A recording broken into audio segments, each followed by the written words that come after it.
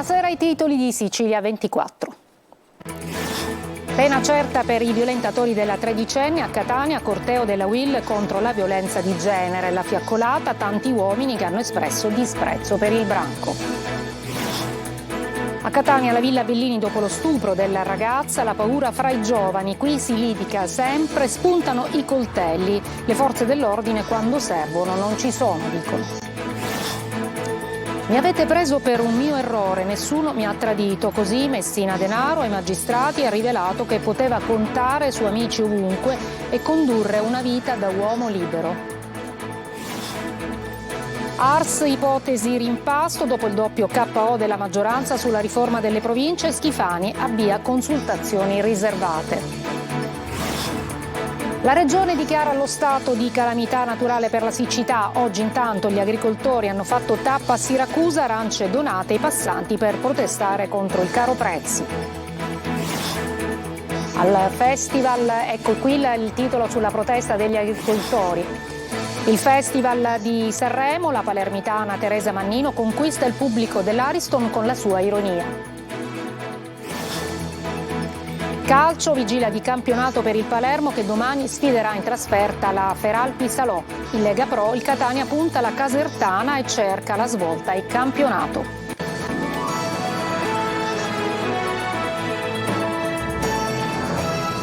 Buonasera, eccoci col nostro telegiornale. Invoca la pena certa per i violentatori della tredicenne a Catania, la UIL, con la presidente nazionale dello sportello di ascolto contro mobbing e stalking. Alla fiaccolata che si è conclusa questa sera con uno spettacolo alla Villa Bellini, tanti uomini che hanno espresso disprezzo per il branco. Sentiamo Roberta Lunghi. Chi si comporta in questo modo non è un uomo.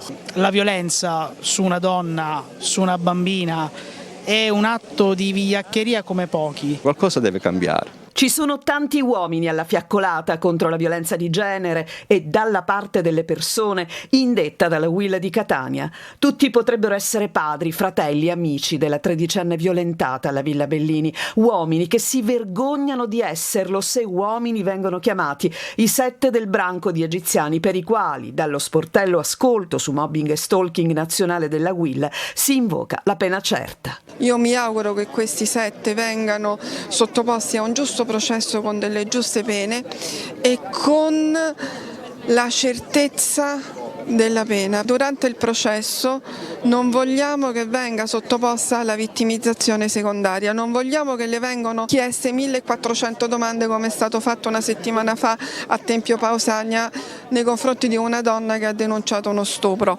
Finché ci sarà una sola donna minacciata non avremo pace, recita lo slogan che unisce e scatena un moto di ribellione e sofferenza. Per vivere in pace occorre che ci sia più sicurezza, occorre che si semina l'amore e non l'odio nelle scuole e che impariamo il rispetto e che squarciamo veramente queste tenebre, perché non è possibile che questi mostri in via Etnea, nella Villa Bellini, vanno a colpire una bambina. Un monito affinché le donne abusate parlino arriva proprio dallo sportello ascolto di Catania che traccia un quadro della situazione di chi cerca aiuto. È un fenomeno trasversale, quindi che non ha un dato anagrafico ben preciso, quindi dalle ragazzine alle donne più adulte, che investe l'ambito familiare ma anche quello lavorativo. Il corteo si è snodato arricchendosi sempre più di presenze, fino alla Villa Bellini, luogo simbolo del moto di protesta, perché la musica e l'arte di Rita Botto, Nunziata De Francesco, Puccio Castrogiovanni, Gerardo Maida e l'attore Valerio Santi interpretasse il dolore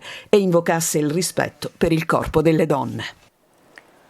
Un uomo è stato fermato dai carabinieri di Ragusa per violenza sessuale aggravata. Secondo l'accusa, lo scorso gennaio ha aggredito una giovane straniera che stava rientrando a casa. Le urla della vittima hanno richiamato l'attenzione di un passante che è intervenuto in sua difesa, mettendo in fuga l'aggressore. E la violenza sessuale alla Villa Bellini a Catania è solo la punta di un iceberg. Nel giardino, caro ai catanesi, si litiga e spesso spuntano i coltelli. Tra i ragazzini è ancora forte il ricordo dello stupro subito dalla loro coetanea. Tonino De Mana. Non è un luogo sicuro, si litiga e a volte spuntano anche i coltelli. A Villa Bellini succede di tutto e lo stupro della tredicenne ad opera del branco, in questo caso un gruppetto di egiziani, è solo la punta dell'iceberg di una città che si interroga sulla sicurezza cercando di trovare qualche soluzione al problema. Per molti la soluzione drastica e dolorosa è però non venire più a Villa Bellini o comunque sconsigliarla alle persone care. Chi vive la villa e non ha paura è questo gruppetto di ragazzini. Sono minorenni, parlano di tutto e commentano anche lo stupro della loro coetanea avvenuto nei bagni proprio di fronte alla panchina dove ci troviamo. A me dispiace comunque perché quel ragazzo non ha potuto fare niente. Se mi fossi trovato nei suoi panni comunque avrei provato a fare qualcosa, però secondo me non ha potuto fare niente perché se voleva... Se tu avessi assistito ad una scena del genere, cosa avresti fatto nell'immediato? Ci avrei salato coppa. Se tu fossi stato presente o comunque avessi notato qualcosa, cosa avresti fatto? Ci sarei andato, ma anche su scavo coppa, però ci facevo qualcosa, va. Ti è capitato a Villa Bellini di assistere ad episodi di violenza? Sì, eravamo con i miei compagni e gli altri avevano sempre cutetti, cose. Ci sono ormai bambini che si acchiappano sempre, cercano discussioni e vengono sempre 20 contro uno, così. Avresti chiamato le forze dell'ordine? Non lo so onestamente. Non hai fiducia nelle forze dell'ordine? No. Ma perché non ci sono o perché per altro? No, perché non ci sono. Perché nel momento del bisogno non vengono. Villa Bellini è anche un dormitorio a cielo aperto e al coperto. Il casotto che vedete, un tempo utilizzato per conservare attrezzi dei giardinieri, oggi è un rifugio di fortuna per senza tetto. Dopo lo stupro del 30 gennaio i controlli sono stati potenziati o quantomeno si nota una maggiore presenza delle forze dell'ordine. Quanto è successo ci dice che dobbiamo fare di più e dobbiamo fare meglio, ma è quello su cui stiamo ragionando, coordinati dal signor prefetto. Più telecamere funzionanti e più uomini. Questa è la soluzione per restituire dignità e decoro al giardino tanto amato dai catanesi. È il sindaco di Catania, Enrico Trantino, ospite oggi a Sicilia 24 Focus, parla della sicurezza alla Villa Bellini e propone ronde di volontari, ma anche più eventi e spettacoli. Sentiamo. Presenza sul territorio. Se riuscissimo a organizzare una presenza costante di 4-5 persone, magari caratterizzati da un giubbino, da un qualcosa, che quindi dia a chi passeggia alla villa questa percezione di presidio, di sicurezza, io credo che potremmo certamente dare una risposta esauriente, perché sono certo che tantissimi catanesi metterebbero parte del loro tempo a disposizione, anche una sola ora ogni 2-3 giorni, per farsi una bella passeggiata in un ambiente sano. Ci dovrebbero essere a breve delle notizie di natura normativa che riguardano Catania e che potranno far avvertire la presenza dello Stato in termini di sicurezza. Parliamo di soldati quindi? Non di soldati, anche soldati qualcosa che a noi interessa di più, di vigili urbani. 46 sono quelli che stiamo stabilizzando dopo che verrà data l'ultima proroga a quelli assunti 3 anni fa. 100 sono quelli che vogliamo assumere con risorse nostre, circa una trentina dovremmo poterli acquisire con il nuovo decreto sicurezza che è stato pubblicato un mese fa circa. E in più spero che ci sia questo sforzo importante per un contingente più cospicuo che ci permetta di, non dico di arrivare a pieno organico, però. Altri retroscena sulla cattura di Messina Denaro, depositato l'interrogatorio del boss, reso 2 mesi prima di morire. Mi avete preso per un mio errore, ha detto, dire della malattia mia sorella che ha lasciato il pizzino. Laura Spanò. L'ipotesi che qualcuno lo avesse tradito è stata una delle prime cose che Messina Denaro ha chiarito con i magistrati di Palermo nel corso dell'ultimo interrogatorio nel carcere dell'Aquila. Quel 7 luglio scorso il boss di Castelvetrano sapeva che stava per morire. Ai magistrati che lo invitavano a contribuire a ricostruire dei pezzetti di verità, il boss spiegò come aveva capito che non c'era stato nessun traditore, spiegando come era arrivato a questa conclusione. Ho letto le carte, non lo sapeva nessuno di questo male, a parte io, Andrea Bonafede, quello senza senza capelli, e solo se era pazzo si poteva mettere a dirlo perché capiva che poteva essere arrestato. Gliel'ho detto a mia sorella, ma il sospetto che Rosalia lo avesse tradito non lo ha mai sfiorato. Mia sorella è lo stesso che essere io. Il punto è che io mi sono seduto in macchina e ho capito subito che per me era finita, perché già per essere voi alla Maddalena avevate tutto di me: fotografie, nome, dove andavo prima. Messina Denaro ai magistrati che gli chiedono da dove vengono i soldi trovati a casa della sorella Rosalia poi arrestata risponde: mi servivano per mantenermi, il denaro di mia madre, perché erano soldi di famiglia. Se mia madre poteva mi aiutava. E con i magistrati si lamenta delle indagini a carico dei suoi familiari. Io ho una famiglia rovinata, posso avere colpe personali, impiccatemi, datemi tutti gli ergastoli che volete, ma la mia famiglia sta pagando da una vita questo tipo di rapporto con me, perché mi viene sorella o mi viene fratello. Mi avete distrutto una famiglia, rasa al suolo, perché mia mamma, che è latitante o mafiosa? I verbali sono stati rivelati stamane nel corso dell'udienza preliminare a carico della maestra Laura Bonafede, la sua ultima amante storica. Messina Denaro ha poi confermato sempre ai magistrati di essere un mafioso e come tutti gli volevano bene. Un mafioso anomalo che non si è inimicato nessuno nel territorio perché rappresentava una sorta di garanzia, raccontato poi di come viveva da uomo libero a Campobello ma anche a Palermo. Poi le insinuazioni sulle stragi di Capace e via D'Amelio. Anche lì il boss insinua verità ancora da scoprire sulla strage di Capace e con fare accusatorio allude poi al depistaggio delle indagini sull'attentato costato la vita al giudice Paolo Borsellino. Un rimpasto nel governo Schifani per ritrovare unità nel centrodestra. È la pazza idea che circola nella coalizione di maggioranza. Il presidente della regione ha già avuto alcune consultazioni che continueranno la prossima settimana. Intanto si avvicina il prossimo voto d'aula sulla sanatoria edilizia e questo porta con sé altri rischi. Manlio Viola. Dopo la bocciatura della legge salva ineleggibili e dopo i venti di crisi scoppiati con la seconda bocciatura, quella della riforma delle province, la maggioranza di centrodestra alla regione rischia di nuovo un flop. I rischi vengono dall'imminente votazione che potrebbe arrivare nei prossimi giorni o settimane all'Ars sulla riforma dell'urbanistica che al suo interno contiene una norma che è stata già tacciata come sanatoria edilizia. È un articolo di legge che rende sanabili le case costruite in riva al mare e fino a 150 metri dalla battigia fra il 1977 e il 1985. La norma è difesa da Fratelli d'Italia che parla di rimediare ad una ingiustizia. In realtà anche i giudici del CGA hanno sollevato di recente dubbi sulla legittimità della legge che adesso si vuole abrogare, investendo della questione la Corte Costituzionale. Ma il voto in aula è un rischio all'indomani del doppio flop e dopo l'avviso mandato agli alleati dal governatore Schifani che ha detto chiaramente che non tollererà un eventuale ulteriore incidente di percorso.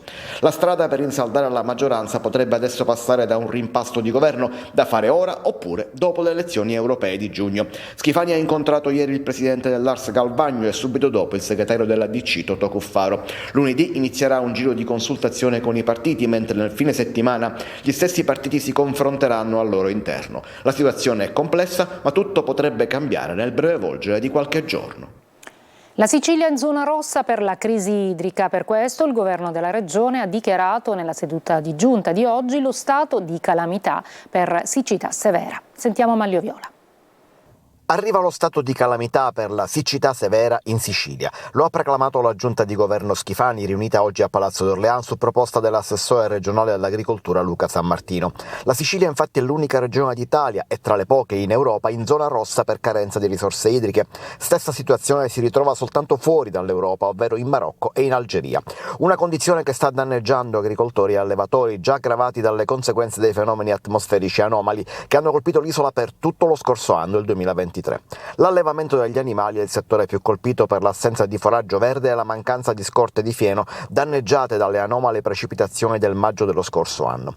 Il governo regionale ha quindi dato incarico all'unità di crisi istituita e insediata di recente di individuare possibili interventi strutturali da eseguire con urgenza per fronteggiare la carenza idrica, salvaguardare gli allevamenti zootecnici e le produzioni delle aziende agricole, garantendo sufficienti volumi d'acqua. All'unità di crisi si è aggiunto anche il dirigente generale del Dipartimento Bilancio e Finanze per valutare le esigenze economiche per gli interventi. I primi di questi interventi riguarderanno proprio i foraggi da far arrivare agli allevatori, ma a seguire saranno varati altri interventi per le colture. La protesta di agricoltori e allevatori. Oggi i trattori hanno invaso le strade del centro di Siracusa contro le politiche europee e per la tutela del Made in Italy. Francesco Aloi. La protesta continua. Sì, non ci fermeremo.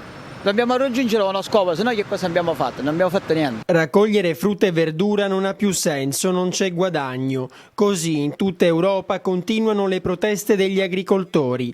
Oggi in strada anche a Siracusa, siamo a 2 passi da Ortigia. Il settore è molto in crisi, il grano è sceso, i mangimi aumentano, il gasolio aumenta.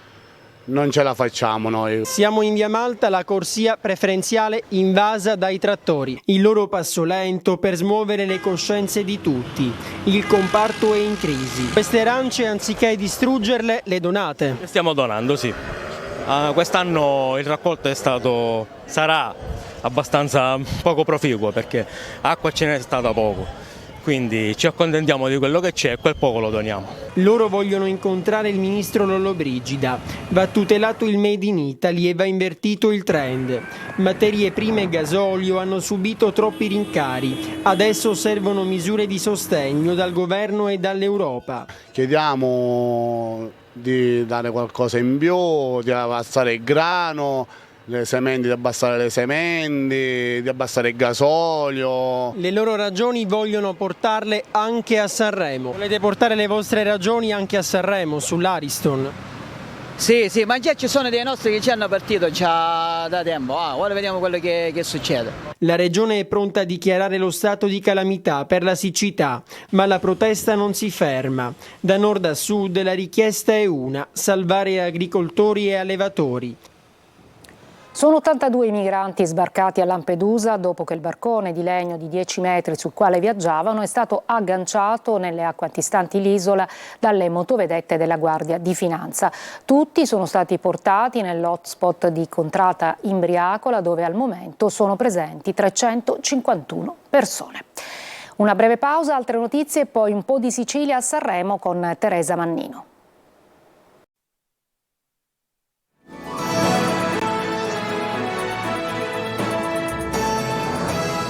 Nella Valle dei Templi di Agrigento il Telamone si alza in piedi. Gli archeologi hanno realizzato una nuova statua del gigante di pietra che verrà innalzata come una sorta di guardiano del tempio di Zeus Olimpio.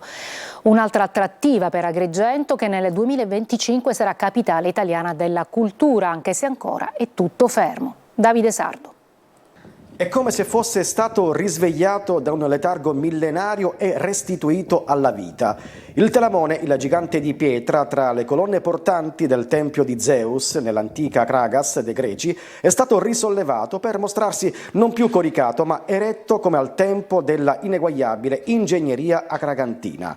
La statua, alta quasi 8 metri, adornava nel V secolo a.C. nella Valle dei Templi il tempio di Zeus Olimpio, le cui rovine sono tra le principali attrazioni del parco archeologico. Dopo studi decennali è stato allestito un cantiere in cui gli archeologi hanno ricostruito una statua di Telamone che è stata sollevata come una sorta di guardiano del tempio. Il cantiere è ancora operativo e manca davvero poco alla scopertura del telo che copre il mastodontico Telamone incastonato in una struttura alta 12 metri. Il gigante di pietra è stato ricostruito combinando blocchi originali conservati da oltre un secolo nell'area del tempio. Un vero colpo d'occhio che sarà visibile e potrà essere ammirato da più zone. Un altro gioiello per il Parco Patrimonio UNESCO, un'altra attrattiva per Agrigento che si appresta ad assurgere a capitale italiana della cultura. La ricostruzione del nuovo Telamone non rientra nei progetti in cantiere per Agrigento 2025, ma sarà pur sempre una preziosa occasione attrattiva per i turisti. La macchina organizzativa del progetto Capitale Cultura tarda ad essere avviata, nonostante l'ottimismo manifestato dagli amministratori locali. Anche alla BIT di Milano il sindaco di Agrigento Miccichè non ha esitato a profetizzare un successo per Agrigento Capitale della Cultura. Tuttavia sono trascorsi quasi 11 mesi dalla proclamazione e ancora tutto è al palo, compresa l'essenziale fondazione, ovvero il cuore pulsante di tutte le iniziative e i progetti da approntare.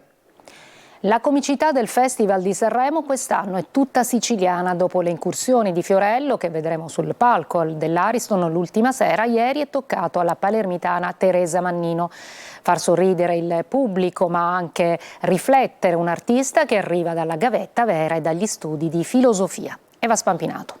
Teresa Mannino si affaccia sul palco di Sanremo e incomincia il suo show dalle scale.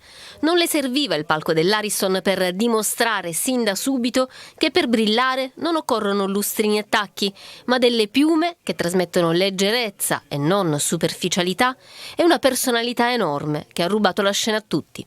La comicità del Festival della canzone italiana quest'anno è tutta siciliana e dopo le incursioni di Fiorello, che vedremo sul palco dell'Ariston l'ultima sera, ieri è toccato all'artista palermitana far sorridere il pubblico, ma anche riflettere. E la Mannino lo fa con una spontaneità disarmante, una naturalezza incredibile e mai forzata. Lei, che arriva dalla gavetta vera, fatta di studio e palcoscenici poco conosciuti, di scrittura e di prove. Definirla comica è riduttivo, perché la Mannino, che ha conosciuto il grande successo grazie al programma TV Zelig, è laureata in filosofia e inserisce spesso citazioni filosofiche nei suoi spettacoli da tutto esaurito, come ieri sera sul palco dell'Ariston, quando cita Protagora e parla del rapporto dell'uomo con il mondo che lo circonda. Gli uomini che preferiscono il potere sugli altri uomini, sulla natura, sulle donne, mentre lei, Teresa, la diva della porta accanto, preferisce il potere di far ridere, di cantare senza paura di stonare, che ha tutta un'altra energia. Una breve pausa e poi il calcio.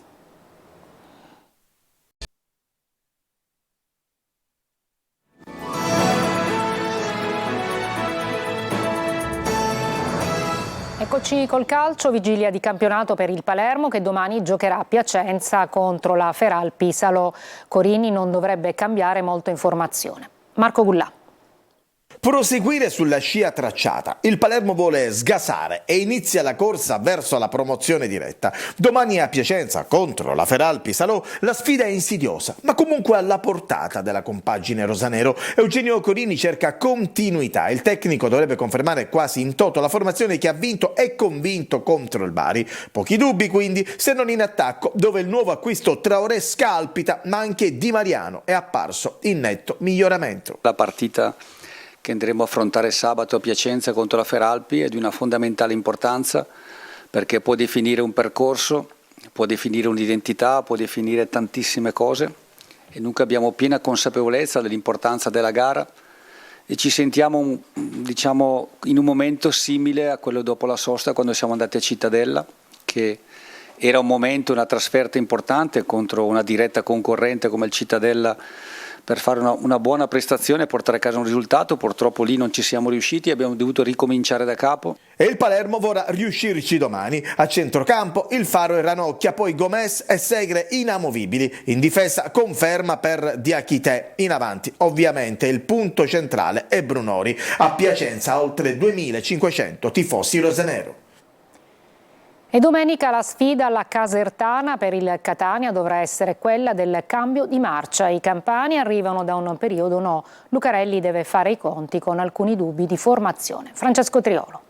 Per gli alibi non c'è più tempo e spazio, adesso il Catania è chiamato a dare risposte sul campo. La sconfitta di Picerno ha acuito il periodo negativo dei rossazzurri che contro la Casertana devono dare inizio alla rimonta.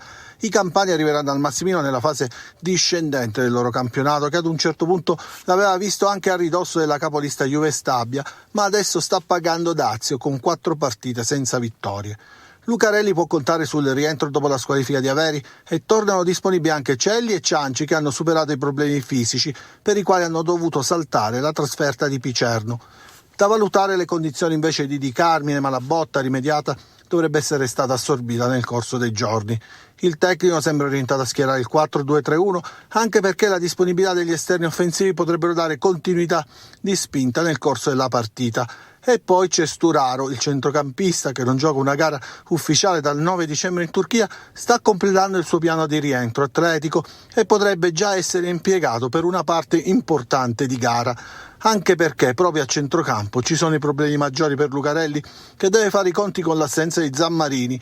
La scelta obbligata sembra quella di affidarsi al tandem composto da Quaini e Welbeck, ma con l'ipotesi anche di abbassare Teio oppure impiegare Contec, che nasce proprio come centrocampista. Insomma, saranno 2 giorni fondamentali per le decisioni in chiave formazione.